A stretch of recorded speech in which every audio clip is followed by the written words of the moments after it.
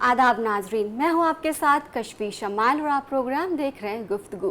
गुफ्तगू के ज़रिए हम आपके लिए वो गौहरे नायाब चुन चुन करके लाते हैं जो कि मुख्तलिफ़ गोशों से उनकी वाबस्तगी होती है। तो हमारे जो आज के मेहमान हैं, जो आज के गौहरे नायाब हैं, वो हिंदुस्तान के टॉप 10 आर्टिस्ट में से एक हैं जिन्होंने पॉटरी में एक तरह का मकाम हासिल किया और ये कह सकते हैं कि पॉटरी से उन्होंने गंगा निकाल दी। पॉटरी से उन्होंने जो इंडस्ट्रियल स्क्रैप्स से बचे कुचे जो इंडस्ट्रियल स्क्रैप्स होते हैं उन्होंने पूरा का पूरा शहर खड़ा कर दिया। हम इनको मैवरिक जीनियस के नाम से भी जानते हैं। जी हाँ, हमारे आज के मेहमान हैं मानव गुप्ता।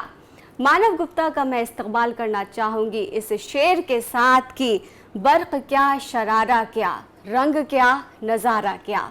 बर्क़ क्या शरारा क्या, रंग क्या नज़ारा क्या, हर दिए की मिट्टी में खुशबू तुम्हारी है। तो आइए नाज़रीन, आपका तारुफ कराते हैं मानव गुप्ता से। मानव गुप्ता जी, आपका दिली खैर मकदम है हमारे इस प्रोग्राम में जिसका नाम है गुफ्तगू। आपकी तरह नवाजी। आपको मैवरिक जीनियस के नाम से भी जाना जाता है। इंडस्ट्रियल स्क्रैप्स को आपने एक शहर में तब्दील कर दिया, तो कैसे आप ये इनोवेशन कैसे करते हैं? मैं तो ये कहूँगा कि एहसास के घेरे में, तन्हाई में, अकेले में, जब कभी अपने से कश्मकश होती है, कभी कागज़ से कभी माटी से बात कर लेते हैं। क्या बात। अपनों में बेगानों में बैठे खो जाते हैं। जब कभी अपने से शिकायत होती है तो कभी कागज़ को कभी माटी को बहाना बना लेते हैं। तो एक कलाकार होने के नाते मैं हमेशा उत्सुकता को सबसे ज़्यादा महत्व देता हूँ। अगर आप उत्सुक हैं और आप कुछ ऐसा ढूंढते हैं जो अभी तक किसी ने किया ना हो, तो वही मेरे लिए एक मुकाम है, वही मेरे लिए एक एहसास है। और उस एहसास को जीने के लिए मैं नेचर से बहुत ज़्यादा इन्फ्लुएंस रहता हूँ और नेचर ने हमेशा मेरे को अपनी माँ के समान मेरे को सराहा है और उसी ने मुझे इन्वेंशन के लिए, इनोवेशन के लिए प्रोत्साहित किया है। तो नेचर से मैंने बहुत कुछ सीखा है।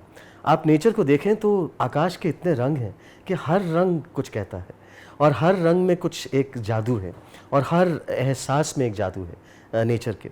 तो मैंने जब गंगा को या नदी को या रेन फॉरेस्ट को जब मैंने कोशिश करी कि उसे कागज़ पे उतारूं, या उसे जब मैंने पब्लिक आर्ट इनोवेट करना शुरू किया और पब्लिक आर्ट को देश में करने की कोशिश करी, तो मेरी इच्छा थी कि मैं कुछ ऐसा करूं जो कहीं हुआ ना हो। और हम देश की माटी से उगे हैं और पॉटरी हमारी लाइफ में हमेशा रही है। दिए से हम मंदिरों में जाके उसका हम खुदा को, भगवान का इकबाल करते हैं और हम बहुत अरसे से माटी को हम अपना के उसके बर्तन बना के उसे हम इस्तेमाल कर चुके हैं। अब जो है धीरे धीरे कुम्हार लुप्त होते जा रहे हैं और वो हम आज की जो मॉडर्न जनरेशन है या आज का जो वातावरण है उसमें हम वो जो एक सस्टेनेबल फैक्टर है माटी का, उसे हम भूलते जा रहे हैं।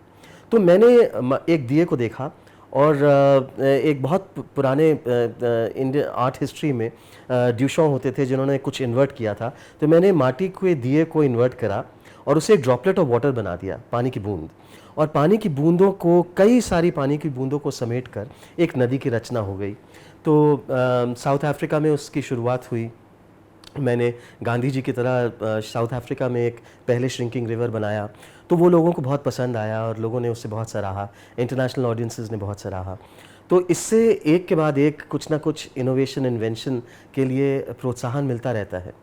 और इसी तरह जब मैं जुगलबंदी भी करता था पहले, तो मैंने देखा कि हम म्यूजिशियंस के बीच में जुगलबंदी करते हैं, डांस के बीच में जुगलबंदी करते हैं। तो मैंने सोचा कि आर्टिस्ट होने के नाते कैसे ना हम पेंटिंग और म्यूज़िक की जुगलबंदी कर सकें। तो ये सारा कुछ जो है वो पागलपनी है, एक फतूर है। और दिए को बदल के नदी में बदल देना। और बारिश को मैंने जब चिलम को देखा तो चिलम में मुझे नशा नहीं नज़र आया, चिलम में मुझे वो नशा नज़र आया जो बारिश का नशा होता है। और वो नशा एक अजीब नशा है क्योंकि आप चिलम को जोड़ते जोड़ते आप बारिश का निर्माण कर सकते हैं। तो मैंने पेड़ों को एम्ब्रेस किया और बारिश की रचना करी। तो वो छोटी सी बारिश पहले उसका ट्राई किया, उसके बाद उसे बड़ा करते करते हमने 1 एकड़ में मैंने बारिश की रचना करी जो कई जगह लगी। तो इस तरह से पॉटरी को चेंज कर दिया। अभी जब भुवनेश्वर में अभी मैंने जो ट्रैवलिंग म्यूज़ियम का परमानेंट एडिशन बनाया है, वो बड़े बड़े स्लैब स्क्रैप के इंडस्ट्रियल वेस्ट की तरह रिसाइकल करने के लिए, उसको वेस्ट के लिए छोड़ दिया जाता है। तो मैंने उसे रिसाइकल करना ज़रूरी समझा, क्योंकि हमारा इंडस्ट्रियल वेस्ट इतना ज़्यादा होता है कि अगर हम उससे कुछ बना सकें तो, और उसको फिर हम एक नए मुकाम पे ले जा सकें, तो वो एक अलग उसका नशा है, अलग मज़ा है। आपका अपना एक कॉन्सेप्ट है ट्रैवलिंग म्यूजियम, तो ये क्या आप इसको डिटेल्स में बताइए, आपका खुद का निकाला हुआ कॉन्सेप्ट है? जी, तो ट्रैवलिंग म्यूज़ियम में मैं लोगों के साथ जुड़ना चाहता था। मैं ये नहीं मानता कि आर्ट को हम सिर्फ एक दायरे में, एक सीमित दायरे में, आर्ट गैलरी में या एक आइकॉनक्लास्टिक एग्जिस्टेंस में रखें। आर्ट बहुत संपूर्ण चीज़ है और उसे हम पूरे विश्व में ले जा सकते हैं। तो मैंने आर्ट को ये चाहा कि हम ओपन एयर स्पेस में लोगों के साथ, लोगों के बीच ले जाएं। तो इस तरह से मैंने ट्रैवलिंग म्यूज़ियम का इज़ार किया और उसकी रचना करी। तो हर प्रांत में, हर देश में, हर शहर में मैंने गंगा की रचना करी दियों से और चिलम से, और उसे मैंने वहाँ पे सिर्फ छोड़ नहीं दिया, उसे मैंने एक dialogues at the water front के नाम से एक पूरा आउटरीच प्रोग्राम तैयार किया। तो उसमें मेरे दोस्त हैं, बड़े से बड़े डांसर्स से लेके, उमा जी हैं, शोभना जी हैं, उन सब से लेके यंग डांसर्स को dialogues at the water front के तहत मैंने उन्हें इनवाइट किया कि आप यहाँ परफॉर्म करिए और गंगा के बारे में लोगों को जागरूक करिए। तो गंगा से जो जागरूकता पैदा हुई, उस कहानी से जो मैं दिए से जो रचना कर रहा था, उससे जो जागरूकता होती है, वो जब आप और मल्टी डिसिप्लिन प्रोग्राम्स इन्वॉल्व करते हैं, जहां आप कभी पोइट्री को इन्वॉल्व करते हैं, या फिर मैंने dialogues at the water front पे कई पैनल डिस्कशंस करी, तो इन सब से लोगों का जुड़ना बहुत होता है। और कई स्कूल के बच्चे, कई कॉलेज के बच्चे लाखों की तादाद में आए, तो वो एक अपने आप में रिकॉर्ड बनता चला गया। तो दिल्ली में करी, हैबिटेट में करा, फिर साउथ अफ्रीका में करा, गंगा टू मिसिसिपी का मेरा एक प्रोजेक्ट जो है, गंगा टू थेम्स और गंगा टू मिसिसिपी, ये मैंने विश्व में यूएस में किया। एक बार स्नो में, मिनियापोलिस में मैंने दिए कि गंगा बना के छोड़ दी, तो लोगों ने कहा अरे ये तो पागलपन है, ये तो सब खराब हो जाएंगे। और जब सारी स्नो पिघल के वापस रही, तो स्नो तो गंदी हो गई, पूरी पिघल गई, लेकिन दिए जो हैं वो देश की मिट्टी हमारी बरकरार रही। तो ये देश की मिट्टी है। तो देश की मिट्टी को आपने बाहर भी उसको एक आर्ट के तौर पर दिखाया। क्लाइमेट चेंज पर भी आपका काफ़ी काम है, सस्टेनेबल डेवलपमेंट पे भी, और गंगा सफाई, गंगा पोल्यूशन के लिए आपने काफ़ी काम किया, लोगों में अवेयरनेस जगाई। तो लोगों में क्या वाकई में अवेयरनेस आई? जी बिल्कुल, ये बहुत महत्वपूर्ण सवाल है, क्योंकि आप देखिए कि हम कार्बन ट्रेडिंग की बात करते हैं या क्लाइमेट चेंज की बात करते हैं, और जब देश आपस में उसे सुलझाने की कोशिश करते हैं या उसके बारे में बातचीत करते हैं, तो उसे हम एक ही लेवल तक ले जा सकते हैं। लोगों का पार्टिसिपेशन बहुत ज़रूरी है। अगर हम लोगों को उसमें इन्वॉल्व कर सकें, अगर हम पब्लिक को उसमें ला सकें, तो हमारा सारा जो दायरा है वो बहुत विशाल हो जाता है। हम उसमें ऐसे जा सकते हैं कि आर्ट को हम सोल के साथ, लोगों के सोल के साथ, लोगों के हृदय के साथ कनेक्ट कर सकें। लोगों को ये एहसास तभी होगा जब वो खुद समझेंगे कि उनका जो एक सॉफ्ट जो एक एस्पेक्ट है, उसको हम अगर छू सकें, और वो छूना, लोगों को आर्ट के ज़रिए उसको छूना, वो मैंने कोशिश करी कि मैं कर सकूं। तो जब मिनिस्ट्री ऑफ एनवायरनमेंट ने मुझे 1 मिनट फिल्म्स बनाने के लिए कहा, तो मैंने कहा कि हम हिंदी और अंग्रेज़ी दोनों में उसकी रचना मैंने करी, और पेंटिंग्स और पोइट्री को लेके उसका पूरा मैंने सृजन किया। इसी तरह जब मैंने पॉटरी से पूरी गंगा बनाई, या जब बारिश की रचना करी, तो मैं चाहता था कि अर्जुना और नीम के पेड़ जो थे, वो चिपको मूवमेंट, आपको याद होगा, बहुत पुरानी चिपको मूवमेंट हुई थी, जबकि पेड़ों को हमने एम्ब्रेस किया था, सबने मिलकर एम्ब्रेस किया था, औरतों ने। तो महिलाओं का इतना बड़ा कंट्रीब्यूशन था उसमें, और मैंने उससे इंस्पायर होके मैंने बारिश को पेड़ों को हम एम्ब्रेस कर सकें, ये एक कॉन्सेप्ट निकाला कि हम नीम और अर्जुन के पेड़ हमें कितना कुछ देते हैं, और हम अगर उसे एम्ब्रेस कर सके बारिश से, तो हम पेड़ों को नर्चर कर रहे हैं, पेड़ों को बारिश की पानी की ज़रूरत है, हम पेड़ों को नर्चर कर रहे हैं और उसे हम एम्ब्रेस कर रहे हैं, उसे हम आलिंगन से उसकी मर्यादा को, उसकी गरिमा को लोगों को समझा रहे हैं। तो ये एक एहसास लोगों में वो बारिश के ज़रिए हुआ। तो दिल्ली में इतनी पोल्यूशन है और उस पोल्यूशन को के लिए पेड़ों की बहुत ज़रूरत है, और उसकी अहमियत हम कैसे समझाएंगे? अगर हम लेक्चर देते रहेंगे लोगों को, तो उससे कहीं अधिक बलवान एक उपाय ये है कि हम लोगों में जागरूकता खुद से आने दें, और आर्ट के ज़रिए मैंने ये कोशिश करी कि हम वो जागरूकता पैदा कर सकें, और 100,000 फुटफॉल्स हैबिटेट में रहे, लाखों की तादाद में IGNC में लोग आए। तो ये जब इस तरह का रिस्पांस मिलता है तो लगता है कि हम सही पथ पर हैं। तो ये कहा जा सकता है कि इस युग के आप इंद्रदेव हैं, जो चिलम से बारिश बना सकते हैं। कुल्हड़ से भी आपने कुछ वैसे आपने कुछ टाइमलाइन बनाई थी, ये तो वो आपकी क्या ज़रा था? नवाजी है, लेकिन कुल्हड़ से मैंने टाइम मशीन की रचना करी। तो ओम का सृजन जो है, ओम में 3 सिलेबल होते हैं, अ, यू एंड एम।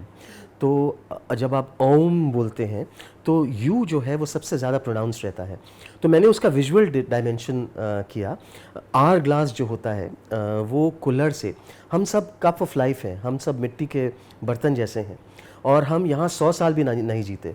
मानव जो है वो 100 साल भी इस धरती पर नहीं जी सकता, और यूनिवर्स जो है, वो ब्रह्मांड जो है, वो वाकई में इंद्र की रचना जो है वो करोड़ों करोड़ों लाइट ईयर्स की रचना है। और हम अपने को समझते हैं कि हम पता नहीं कौन सी 30 मार खां हैं जो 100 साल में हम पता नहीं क्या कर लेंगे। तो ह्यूमन एग्जिस्टेंस जो है बहुत निमित्त मात्र है, उसको दर्शाने के लिए मैंने ओम की रचना करी। और ओम टाइम मशीन के ज़रिए कुल्हड़ लेके, कुल्हड़ क्योंकि माटी के कप हैं, जो पहले हम चाय पीते थे, और मैं चाय वाला था, मैं बचपन में हमारी जो मेरी माँ की जो कवि गोष्ठियाँ होती थी उसमें मैं चाय देता था कुल्हड़, तो कुल्हड़ से बड़ा ख़ास लगाव है। और कुल्हड़ को लेके मैंने वो टाइम मशीन बना के, ए, यू और एम, एक बड़ी यू वाली जो बड़ी टाइम मशीन थी और 2 छोटी, और उसको फिर हमने रोटेट करके उसमें म्यूज़िक दिया और साउंड की रचना करी। तो ओम की जो सृष्टि हुई वो बहुत हृदय से छू लेने वाली सृष्टि थी और बहुत उसको सराहा गया। कलाम साहब के वक्त में जब वो प्रेसिडेंट थे हिंदुस्तान के, उस वक्त आपको as an first artist resident साहब थे वहाँ पर, तो कलाम साहब को भी काफ़ी ज़्यादा दिलचस्पी थी आर्ट, लिटरेचर, कल्चर में। आप दोनों ने मिल कर के उनकी जो कपलेट्स थी, उनके डायलॉग्स और आपकी पेंटिंग्स, तो वो कैसा था वो एक्सपीरियंस? मैं चाहती हूँ आप शेयर करें। बहुत ही उम्दा एक्सपीरियंस था मेरी ज़िंदगी का। और जब हम राष्ट्रपति भवन में रहने जाते थे, मेरा पूरा परिवार को उन्होंने निमंत्रित किया था, तो ऐसा लगता था कि जो सबसे हसीन कोई ट्रिप होगा वो दिल्ली के अंदर रह के, कोई बाहर किसी पहाड़ की वादियों में नहीं जाके, दिल्ली से घर से राष्ट्रपति भवन का जो ट्रिप था वो बहुत नायाब था, क्योंकि वहाँ एक अलग दुनिया है। और मुगल गार्डन्स में हम वॉक लेते थे।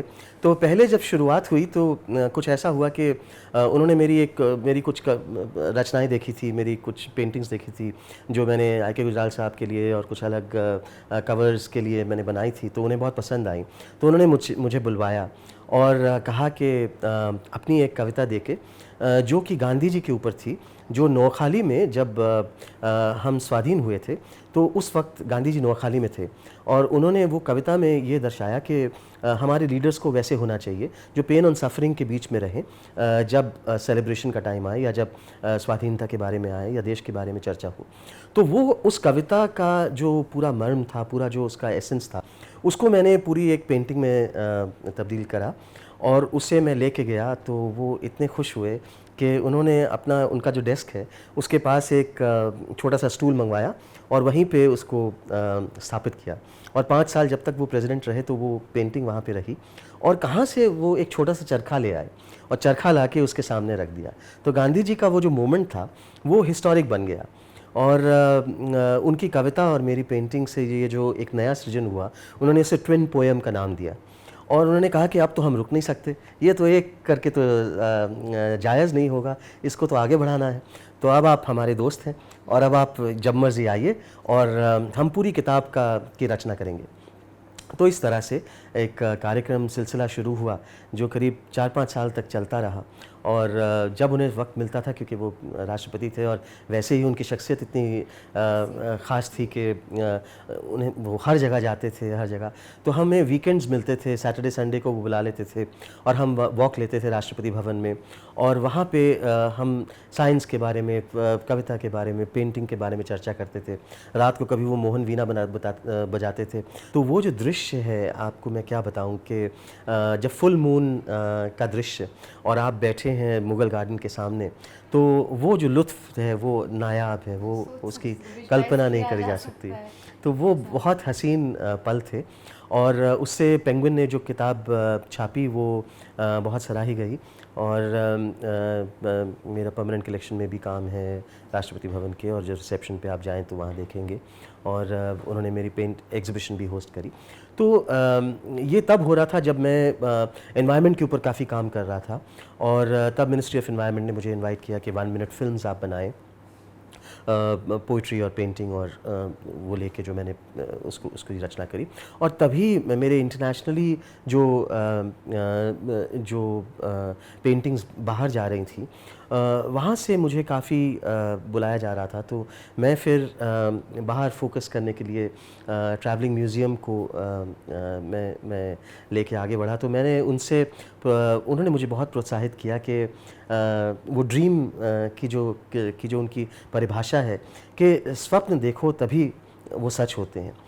तो वही स्वप्न देखने का जो एक ना छोड़ने वाला जज्बा था, उसी से मैं आगे बढ़ता गया, और उसी से मैंने पब्लिक आर्ट को गैलरी से या बंद दरवाज़ों के बीच से निकाल कर ये इनोवेशन किया कि मैं उसे पब्लिक के बीच में ले जा सकूं, उसे लोगों के, आवाम के बीच में कैसे मिला सकूं, ताकि लोग उससे जुड़ सकें।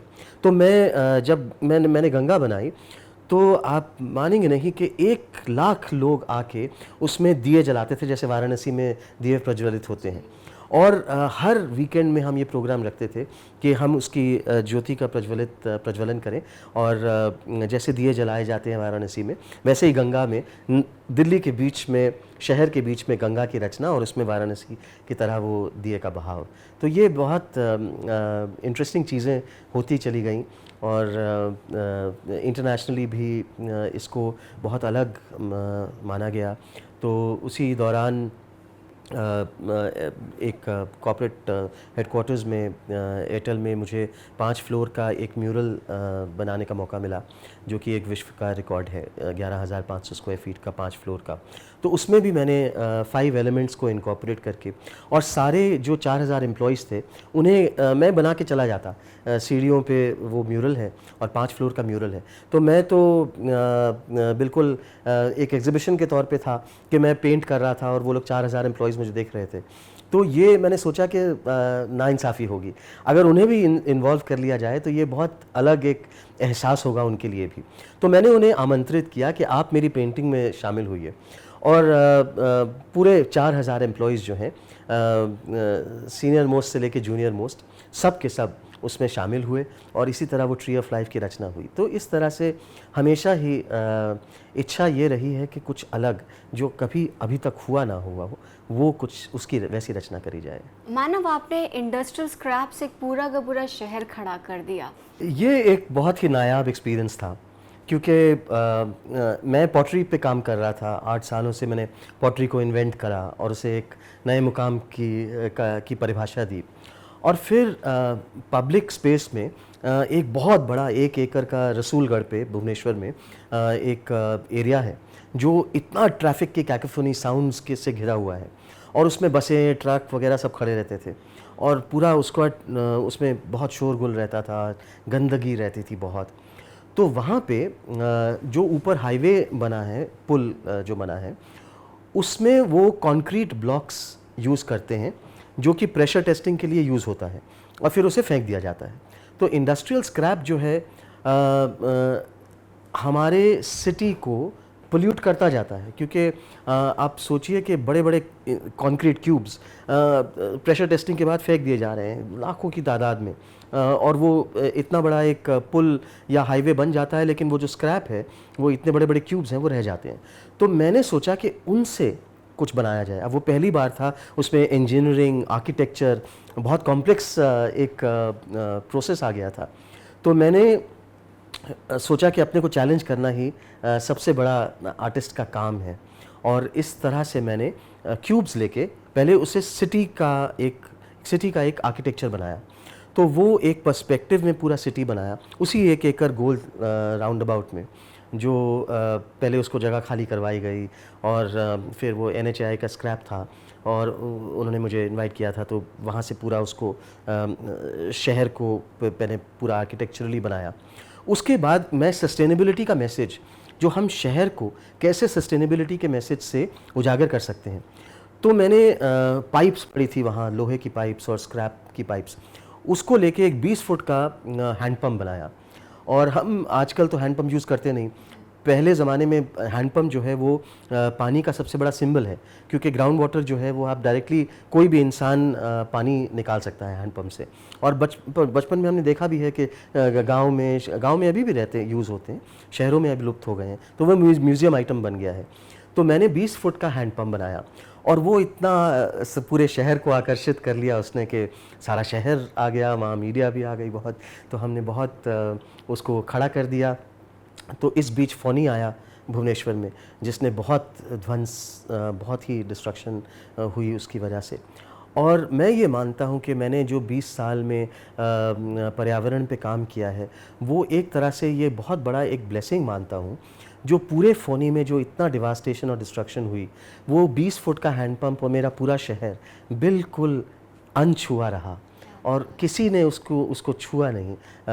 फोनी के किसी भी पड़ाव में किसी भी जरा सा भी नुकसान नहीं हुआ। तो मैं ये बहुत बड़ा आशीर्वाद मानता हूँ भगवान का, ईश्वर का, खुदा का और यूनिवर्स का, कि ये एक चीज़ मुझे आशीर्वाद के तौर पे मिली। और उस हैंडपम्प से ये जो पूरा शहर बनाया था, उसको मैंने रिवर पाथवेज से जॉइन किया, पूरे माटी को खोद के, एक्सकवेट करके। तो ये एक, उसके बाद पास में उसका सभागार बनाया, क्योंकि सिटी के पास एक ओपन स्पेसेस भी होनी चाहिए। और उसके ऊपर फिर वहाँ नहीं रुक के मैंने उसको म्यूरल में तब्दील किया, और पूरा एक वर्ल्ड रिकॉर्ड म्यूरल भी बनाया, जो कि उड़ीसा के हेरिटेज को दर्शाता है।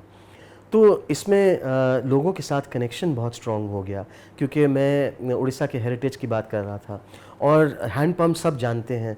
तो पब्लिक आर्ट में अगर आप लोगों को ऐसे मेटाफर यूज़ करें जो कि लोग आसानी से समझ सकें, तो हैंडपम्प सब, और उस वक़्त सब पानी की किल्लत बहुत हो गई थी फोनी के बाद, तो सबको हैंडपम्प की ज़रूरत पड़ रही थी।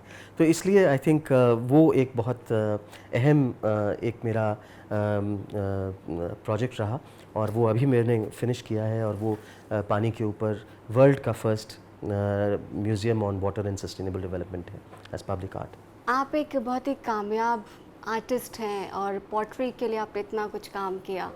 तो यंग आर्टिस्ट जो कि अभी इस फील्ड में नए नए आए हैं, जो शुरुआत कर रहे हैं, बहुतों को आपने इंस्पायर भी किया होगा, तो उनके लिए क्या मैसेज देना चाहेंगे आप? मैं ये कहूँगा कि जज्बा और ड्रीम, स्वप्न देखने की ताकत या इच्छा, ये 2 चीज़ें अगर बरकरार रहें तो सारा जहां मुकम्मल हो सकता है। आप कहीं भी कुछ भी कर सकते हैं, अगर आपके अंदर जज्बा रहे और आप उस पर मेहनत करना छोड़ ना दें, तो कहीं ना कहीं किसी ना किसी मुकाम पे, हर मुकाम पे आपको जितनी भी मुश्किलें आएँ, अल्टीमेटली आपको सफलता ज़रूर मिलेगी। तो ये एक बहुत अहम बात है, स्पेशली हम बहुत क्या कहें कि एक सोसाइटी के फ्रिंजेस में कह लीजिए कि आर्ट जो है पनपता है, और बहुत मुश्किल होती है कि आर्ट को करियर बना के लोग इसको आगे ले जाएं। तो ये बहुत आसान काम नहीं है, और हम लोग बहुत मेहनत करके इसमें आगे बढ़ते हैं। चाहे वो कोई भी, चाहे परफॉर्मिंग आर्ट हो, चाहे आर्ट हो।